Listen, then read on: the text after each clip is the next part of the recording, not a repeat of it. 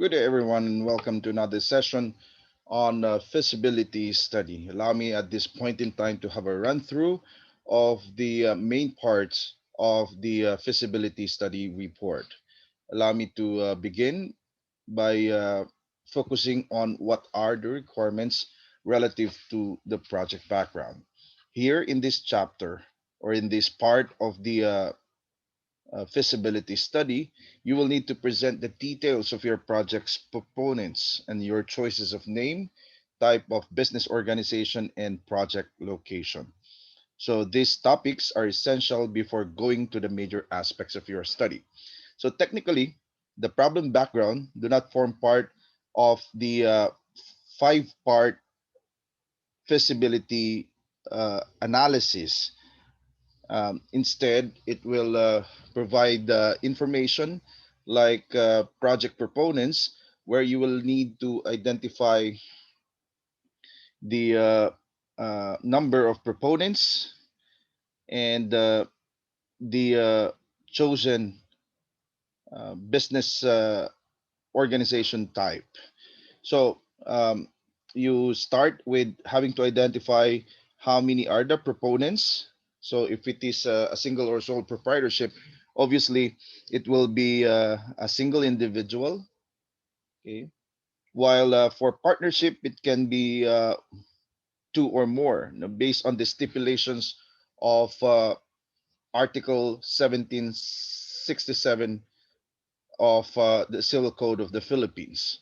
So, where the said article provides that a partnership is where two or more okay, contribute money, property, or industry to a common fund with the intention of dividing the profits or losses among themselves.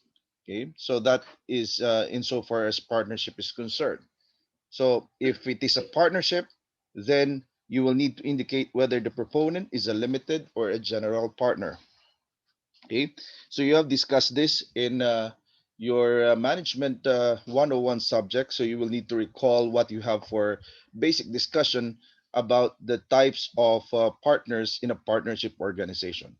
Now, if it is a corporation, then we will have it on the basis of the provisions of the Corporation Code of the Philippines under Batas Pambansa bilang 68. So after having identified the project proponents, you will need now to identify, okay, the name of the business. So the proposed name of the business. So you can also provide rationalization or ratiocination of why you have chosen such a name for the business. Then we have type of business organization. So here you will need to explain whether the proposed project is a single proprietorship, a limited or general partnership, or a corporation or other forms like a subsidiary, branch, and the like. So you will need to indicate, okay, the justification for the choice of the type of business organization. So for further details, you can find in the module that you were handed with um, explanation or explication about the most common possibilities when it comes to business organization type. And then after having identified the type of business organization, you will need to also identify the location of the main office or the factory where most of the processes involving the operation of the business are conducted. Okay, so this will now form part of the preliminary information that you will need to identify relative to your proposed business. And then comes the first, okay, aspect of feasibility study, which focuses on management and personnel.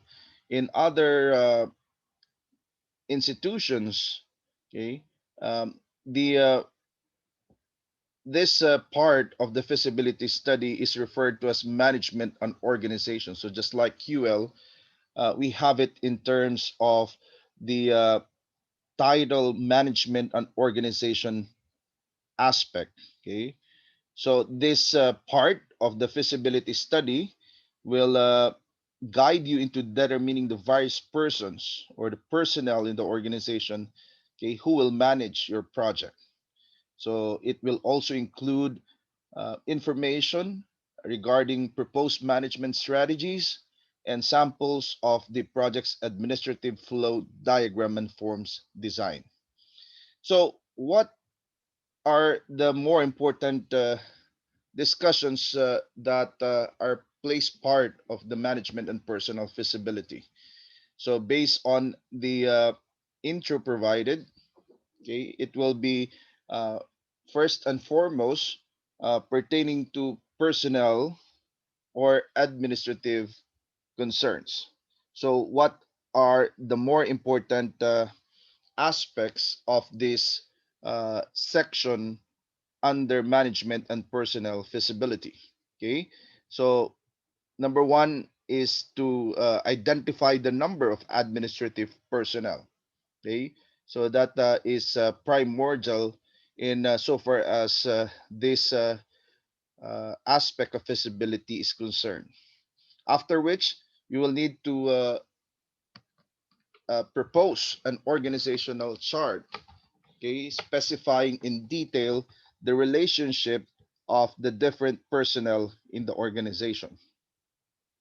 So you will need to recall, okay, based on your initial discussion in human resource, the line and staff function, because essentially organizational chart will explain the type of relationship that exists between and among the different personnel in the organization. So for your reference, you may refer to Annex 4.1, okay, which is all about organizational charting.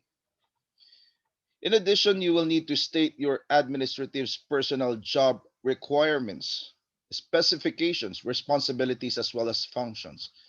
That's why we have for basic requirement of the discussion, the job description, okay, the job specification, okay, and the like. So where in the job description you will need to specify the sets of duties and responsibilities that each administrative personnel um, are charged with. Okay, and for job specifications, uh, it will give, okay, uh, it will provide list of requirements, okay, uh, or qualifications, okay, of the different required personnel, okay, as stipulated in the first item, okay, and made part of the organizational chart. So also for you to learn more about job requirements, specifications, responsibilities, and functions, please refer to Annex 4.2, okay, that defines each of these management terminologies for your usage. Okay, so that will be for the job requirements, specifications, responsibilities, and functions. And then we have the administrative personnel's proposed salary rules and benefits. Okay, and you will need to also review, okay, the more important provisions of the labor code of the Philippines, especially the mandatory, okay, benefits that you will need uh, to accord, okay, uh, your administrative personnel.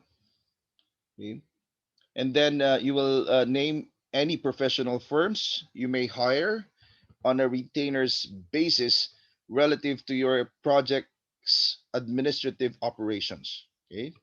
So state also these firms' responsibilities, retainer fees, and your reasons for choosing them. Okay. So for example, if you need a lawyer, okay, who will represent the organization in cases of legal matters, okay, so you will need to also to have part, okay, of your discussion, the retainers fees and others. Okay. And then present any pro forma contracts with the above firms if possible, and show availability and source of administrative personnel to be hired. So that will form part of the first requirement under the management and personal feasibility, okay, on the administrative personnel. And then we have management proposals. So for management proposals, you will need to state and define your management style to run your administrative workforce. So to be able to decide on what management style you think you will have for basis of your operation, and you will need to refer to the discussion, supplementary discussion that you can find in Annex 4.4, okay, pertaining to the guide to the most commonly used styles of management of business firms. And then part of the management proposals will be your project's general company policy. So the employee policies, like policy on attendance, policy uh, on the discipline, and so on and so forth. So this basically are the minimum requirements when it comes to the management and personnel feasibility. Again, management and personnel feasibility, okay, will discuss, okay, the various persons, okay, who will manage your project. Okay, so this project is referring to the business venture or to the business, the proposed business that you are um aiming to establish. Okay, so in addition, you will have also part of this uh, part of the feasibility study, the proposed management strategies and samples of your project's administrative flow diagram and forms design. Okay, so that's management and personnel feasibility. Now let's proceed to management, to marketing rather. So marketing feasibility concentrates on the business's general to specific market feasibility. So what do we mean by that? So it will start with the presentation of your market and analysis of the past, present, and future demand and supply situations of your particular product or products. Okay, the same is true when you will be engaging into the offering of service. Okay, so you will need to also identify, okay, the market, okay, and the analysis of which in the past, present, and future demand and supply situations. So if the conditions are found feasible, then a check of the marketing practices of similar businesses is studied. So just to have uh, a gut feel, a hint, or an idea on how similar businesses, okay, um, run their own businesses, and what practices they engage into in positioning in the strategic positioning of their businesses in the market. Okay, and the last topics presents the project sales projections and marketing systems and forms.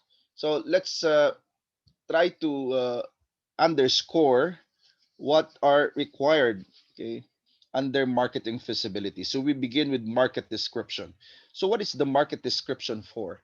The market description is basically to provide, okay, an overall description of your market. Okay, So that description would include, among others, the size, composition, geographical location or locations, population. So we will also have it in so far as demography is concerned. So when we say demography, it will be the study of the population with respect to certain characteristics or characterization like age, group, income level, job categories, and the like. Okay, so this is an attempt uh, in order to determine, okay, what's the playing field like. Okay, so it's looking into what are the uh, characteristics or the type of the market that you intend to penetrate. Okay, so that is for market description. After having done that, then you proceed to establishing the demand. Okay, so I think you are familiar with what demand is in the purview of economics. Okay, so demand discussion in marketing feasibility would be all up uh, uh, to providing a clear picture, okay, on the demand situation of your product or products or your service. Okay, so in doing so, you will need to present your product or product's demand, okay, for the last 5 years at the list. Okay, but if it is a capital intensive project, okay, you would need to have more than five, say 10 years, okay, uh, in order to determine the trend. Okay, and in order for you to be able to have a more reliable basis for projections. So this would indicate your method or sources of information. Okay, so uh, in order to have it on the basis of your intended business, okay, you may refer to Annex 5.1, which will provide a discussion on demand measurements, okay, which you may use as a helpful guide on this topic. Okay, so all that you need to know, okay, are actually explained, okay, part of the annexes that are provided, okay, um, every after the discussion of the requirements of the different aspects of the feasibility study. Okay, so for example, you can use the table, okay, uh, which is placed, okay, immediately after this discussion, okay, for your reference. Okay, so we have the data on demand figures indicating the year and specifying local demand, foreign demand as necessary and as deemed fit.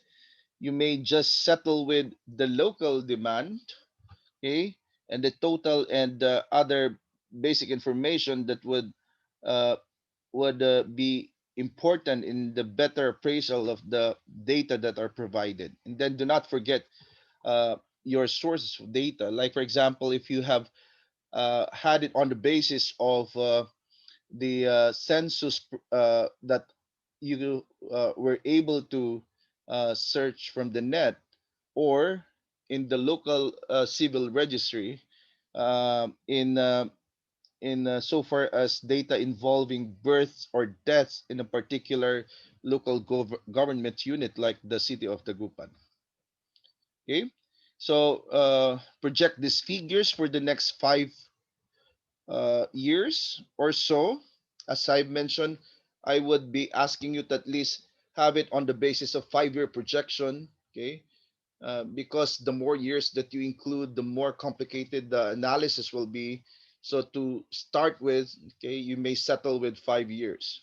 Okay, so annexes 5.2 and 5.3 will give you guidance on projection methods, which which may help you in the process of establishing your demand data.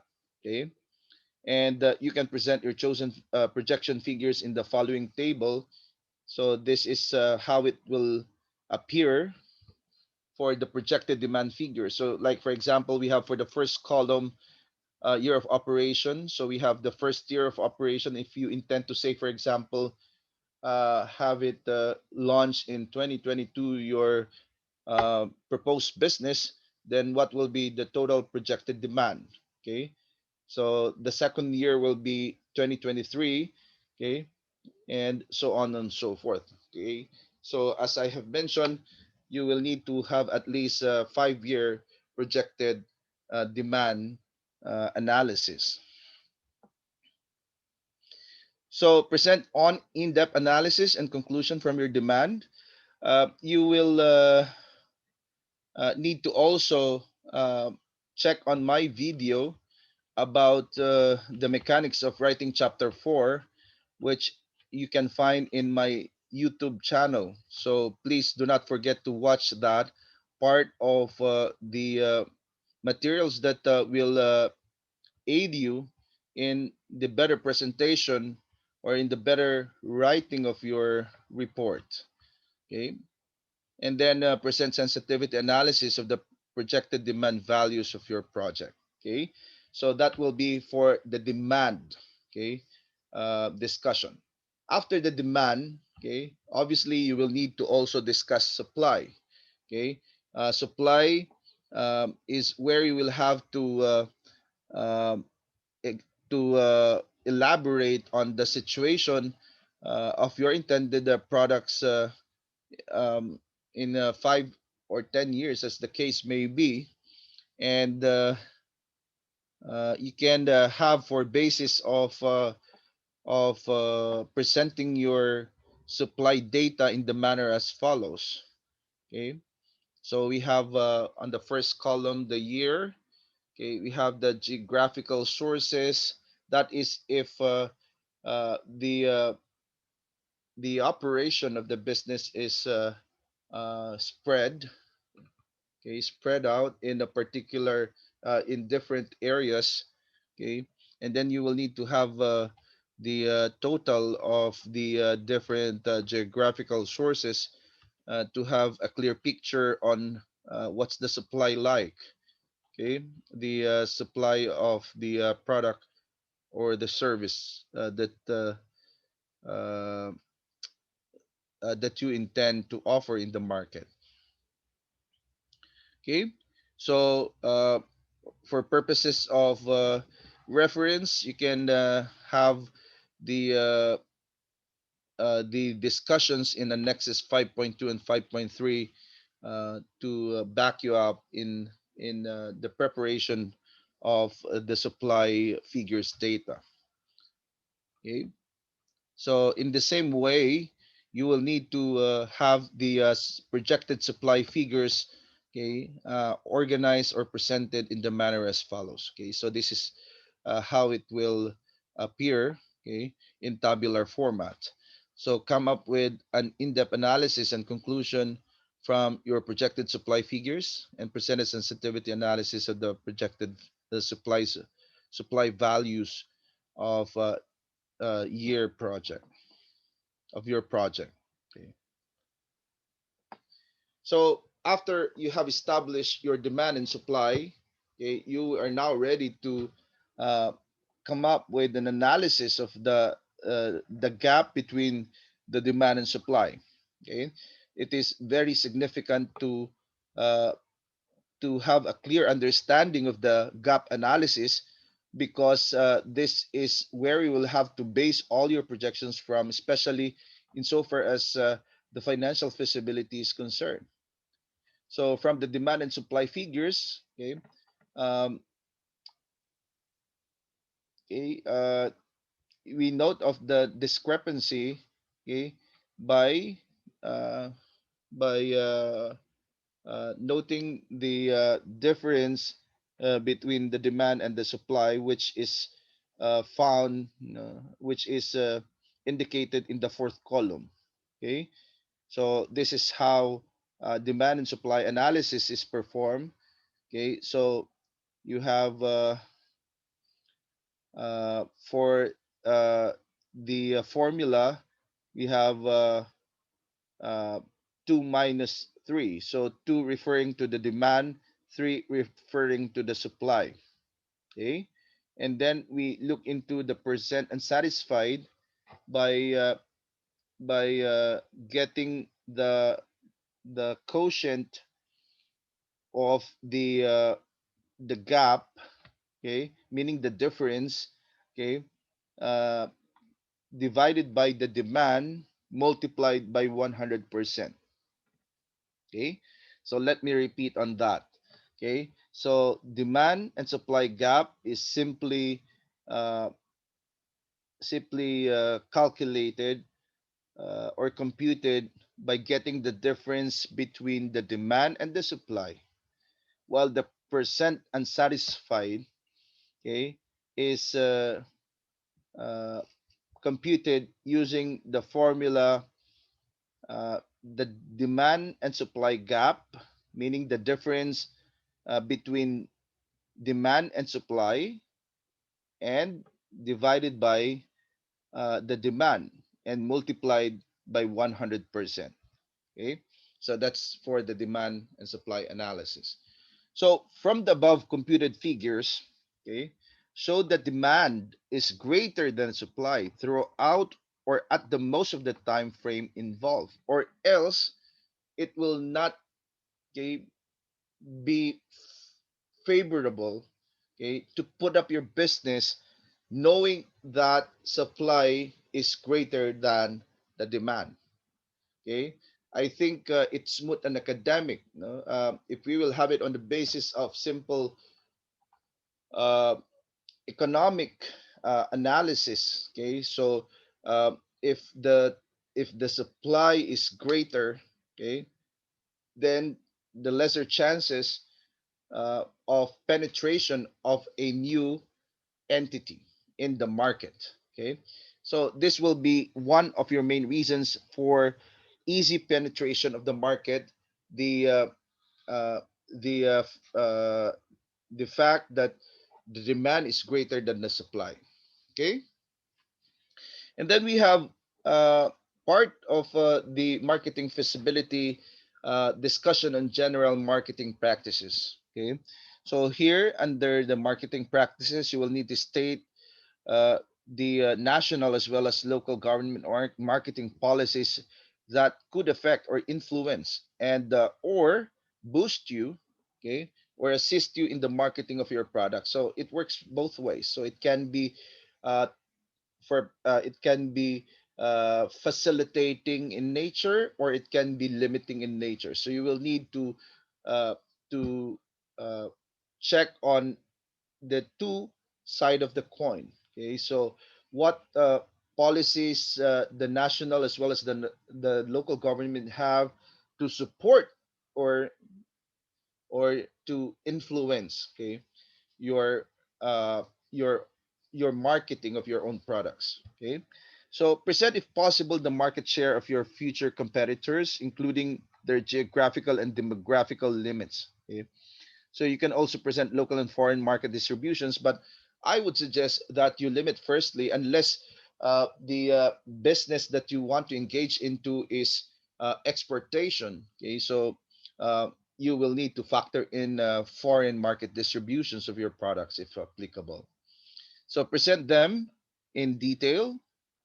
Your future competitors' market and marketing strategies like incentives and benefits, budget allocation, market research and development, sales force, quality standards, product mix strategies, and market timing and scheduling.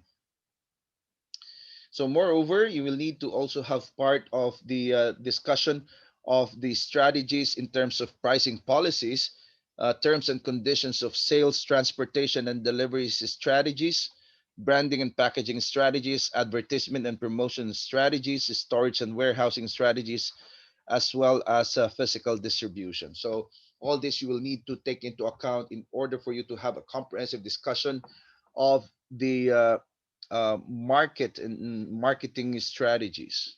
Okay, and finally, okay, even before you discuss the system and forms design, your proposed marketing program. Okay, so here, it is important that you are in the know of what national and local government marketing policies and assistance packages and programs that will benefit your product project. Okay, so for example, for single or sole proprietorship, I think we have forms different forms of assistance to small or micro enterprises, um, which you may avail of through the Department of Trade and Industry, if I'm not mistaken. They also provide trainings uh, to new entrepreneurs, okay, in order to increase their chances of succeeding in their own business ventures. Okay, so you will need to explore, okay, the many possibilities uh, and the many forms of uh, of assistance, okay, that the government, the national or the local government, um, can offer to uh, to uh, uh, to uh, entrepreneurs like you. Okay. So for your market conceptualization, state your proposed marketing philosophies and task. Again, for better understanding and for guidance in the crafting of marketing philosophies and tasks, please refer to Annex 5.5. Okay, state also your marketing sales force and budget allocations. And finally, present your proposed product mix and marketing mix strategies. Okay, so what would this include? So we have target market, sales force, okay, marketing research and development program, product mix strategies, market timing and scheduling strategies, pricing, terms and conditions of sales, channels of distribution, transportation and delivery, branding and packaging, advertisement and promotions, storage and warehousing, and finally we have physical distribution. Okay, so to aid you further on this and on the factors and actual items to consider in coming up with all of these strategies, okay, you will find it helpful to refer to Annex 5.6. Okay, so be sure you propose the best marketing alternatives for your project. So they must be simple and yet practical to implement. Okay, so remember that you cannot afford uh, to invest much, okay, on marketing concerns at the early stage, though it will be very essential for a startup business to invest, no? But you cannot afford to give it all, okay, in uh, in uh, insofar as your marketing, um, in insofar as the marketing of your product or your service is concerned. And then we have the projected sales. Okay, so projected sales is where you will need to present each of your products' selling prices for the next 5 years. Okay, stating your assumptions for arriving at the figures. Okay, so you will have part of the marketing feasibility, the projected sales. Okay, okay, so present a table showing your sales forecast for the next 5 years. Please refer to the uh, table on the next page for your presentation guide. So we have it on this part of your module, okay, a sample of the sales projections, okay, and the format is user friendly, so it's easy to understand, and I know that you can follow through. Okay, you can follow soon. Okay, so here are also notes below the table. So all you have to do is to read and understand. Okay, just so that you will be able to uh, have no, a proper, okay, presentation based on the prescribed tabular presentation. Okay, and then we have the system and forms design. Okay, your marketing flow of operations and standard operating procedures. Okay, and this would indicate the internal and external relationships to the other parts of the entire organization, which is very essential, and the flowchart illustrating your proposed system of marketing operations. Okay, then finally, some designs of marketing forms you will use. Okay, in the operation of your projects. Okay, so note that the determination of your uh, proposed business's marketing feasibility will dictate the design of your production aspect. That is why the order is such that the marketing feasibility precedes your production aspect. Okay? As with your management and personal feasibility, be sure you have proposed the best alternatives to your marketing operations. So if it is um, uh, a single or sole proprietorship or a partnership. So, what would be a best alternatives to uh, your marketing operations? In case a few modifications are needed in this chapter to assure consistency of all your proposals, okay, do it, okay, uh, by all means. Okay, so remember that um, the present work that you have is a work in progress. Okay, and revise as needed and as necessary. Right. So now we proceed to the production feasibility,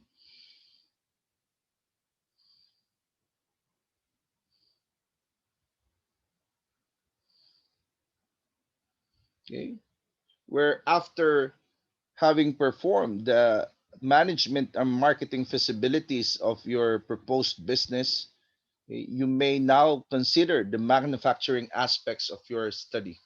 So in this part of the feasibility report, you will need to present the details of your proposed projects, products, and or services, how they will be produced or raised, using your own choice of location or locations, building or buildings and facilities, project capacity and layouting proposals.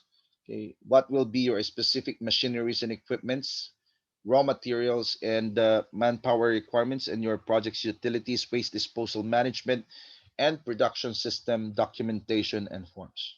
Okay, so essentially, so these are the requirements, okay, insofar as your production or technical feasibility is concerned. So due to the many possibilities of technical terminologies required for certain topics of this chapter, all topics are presented under their common specific heading.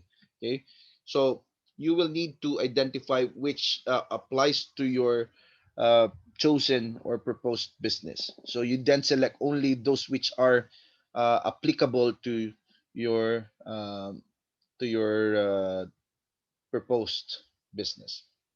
Okay, so but we begin with the discussion of the product or service. Okay, so you will need to provide a detailed description of your intended products or product lines. Okay, so it's dimensions, compositions. So when we talk about compositions, so you would account for the mechanical, chemical, and or physical properties as much as possible, quality specifications, and others. So for businesses like those that are engaged in agribusiness, okay, so they're common and scientific names like species, meaning the breed. Okay, we have color, size, weight, and others. So for services projects, the specific service you intend to do. Okay, so that's for the first item under product or services. Then you need to present some drawings, pictures, or photocopies of your intended product. So you might want to contract the services of an artist, or maybe you can have it rendered using uh, AutoCAD, for example, okay, and other similar softwares. Okay, so or you can have it hand drawn. Okay, you can have it hand drawn. Okay, so state any product segmentation proposals, if any, and then state modifications, that is differences or improvements of your intended products over similar or related products from your competitors. That's very important because that will spell the difference. Okay, and that will that will be very significant in differentiating, okay, uh, what you will offer in the market, no, vis-a-vis the commercially available counterparts of the said products or services for that matter. Okay, and then we have production process.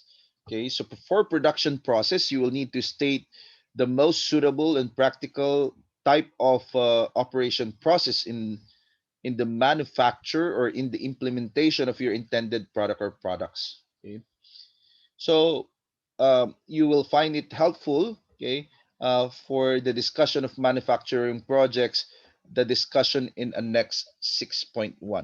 Okay, so please check that out. So present your operations flow diagram, that is to indicate each and every section or activity of your production process, from lead time to processing time, materials and or energy balances, okay, production or activity flow and care and management program intended for agribusiness projects. Okay, and then present your quality and monitoring standards and schemes. Okay, so that is where you will have to discuss your monitoring control system. Okay, if applicable, if or if any. Okay, and you can refer to the discussion in Annex 6.3 for purposes of enlightenment, or for purposes of having a guide in the execution of this requirement. So state any plans for automation and or computerization of your project at any period of your study that will affect your project's budgeting. Okay, so this will be under the production process. And then comes your alternative processes. Okay.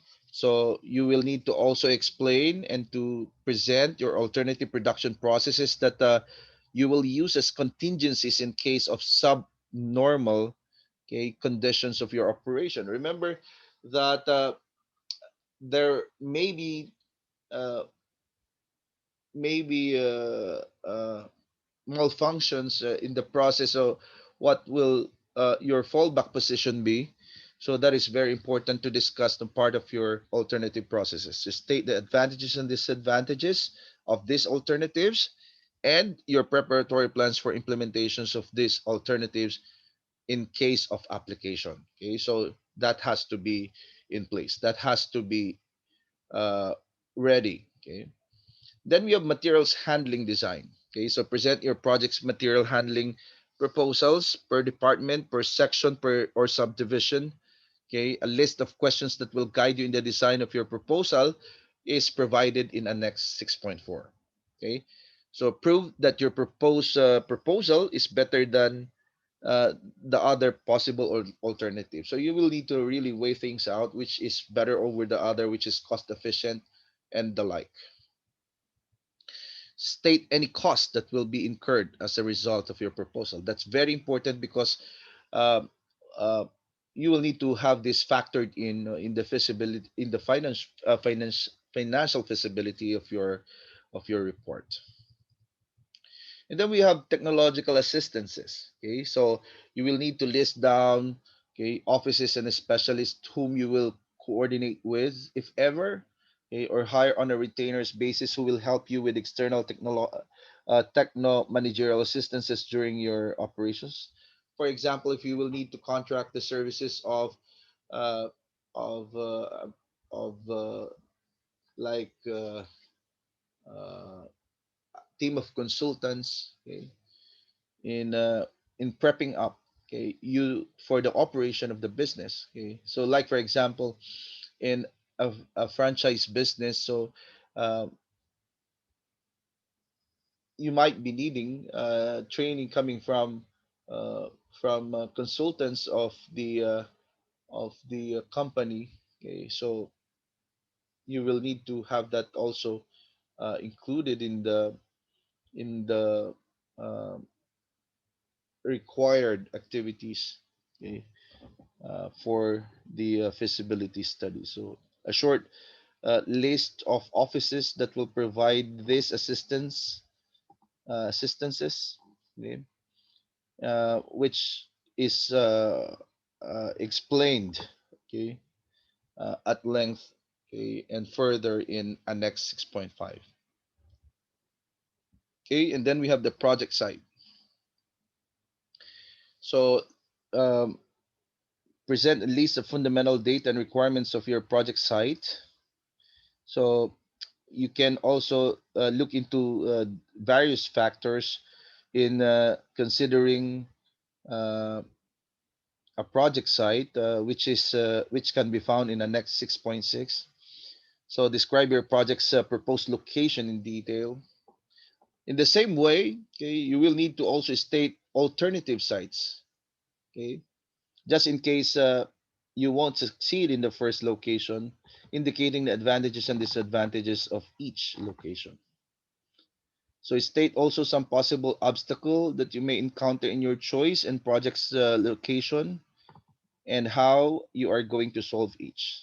Okay, and others. So please check what others are required, but you can have it summarized in tabular form, similar to this example we have in this particular page. So indicating the cost estimates of site acquisition and preparation. And then we have the project layout. Okay. So the project layout will determine data and alternatives in making your choices for coming up with your project's layout. From among your suggested layouts, you will need to decide and select your best proposal and state your reasons for choosing it, and so on and so forth. Okay. And then we have the plant size and production schedule. Okay. You have also these tables to guide you in the presentation. Okay.